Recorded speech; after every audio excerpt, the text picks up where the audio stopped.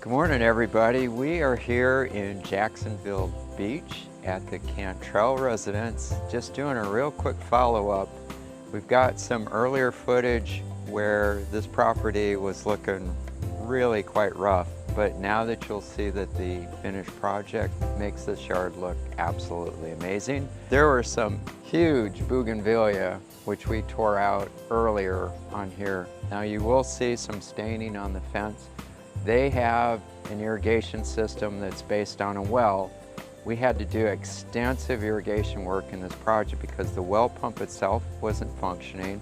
Our irrigation techs, Dar especially, put in 2 or 3 different days of working out here to get everything serviceable.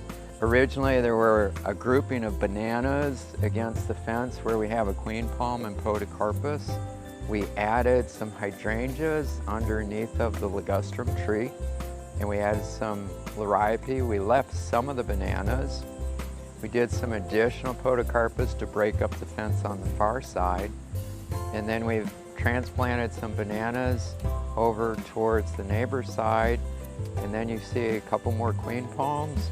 The pool company left a really steep pitch on the end of their travertine. And rather than building a wall, which really wasn't in the budget, we used rock to help mitigate any erosion issues. So you'll see the bed on that side. And the rock around the edge of the apron serves the purpose so that when you do trim, you're not getting grass into the apron area of the pool. And it's just a little thing that you got to be conscientious of when you do a pool, that you don't want to have grass growing right up to the edge of your apron so that you're not getting, every week, getting grass clippings.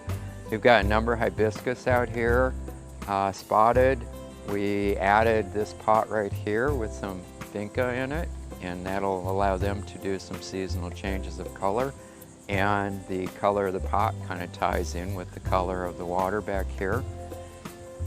In the yard here, there was a bare soil. Now, the Cantrells want to eventually switch over to all Bermuda lawn.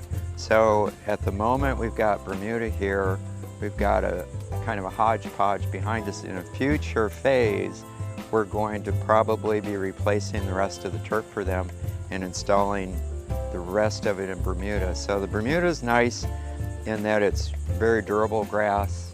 It's a much softer texture than St. Augustine, and that was one of their requests, is that we didn't use St. Augustine in this project. So down here, we kind of did a little informal pocket with some coquina boulders. We've got a ground cover, Carissa, emerald blanket, which will spread out and kind of creep up over the rocks as time goes on. And then we've got a splash of blue days, pygmy date palm. Miss Cantrell likes blues, so we've got some plumbago here as well. And as I mentioned, we've got hydrangeas underneath of the tree, so there's a little splash of blue there in the shade. And then over here you can kind of get a visual of where the slope on this ground was, and that where the block isn't covered. And we've added a queen palm, which at the end of the day, being on the west side, this will give a little bit of shade to that seating area that you don't realize right now. We transplanted that orange bird of paradise, which was on the right side of the yard before, added hibiscus and blue days again to tie. And like I say, we used the rock in order to help prevent erosion rather than trying to build a retaining wall, because the pool company left this a pretty steep pitch out here.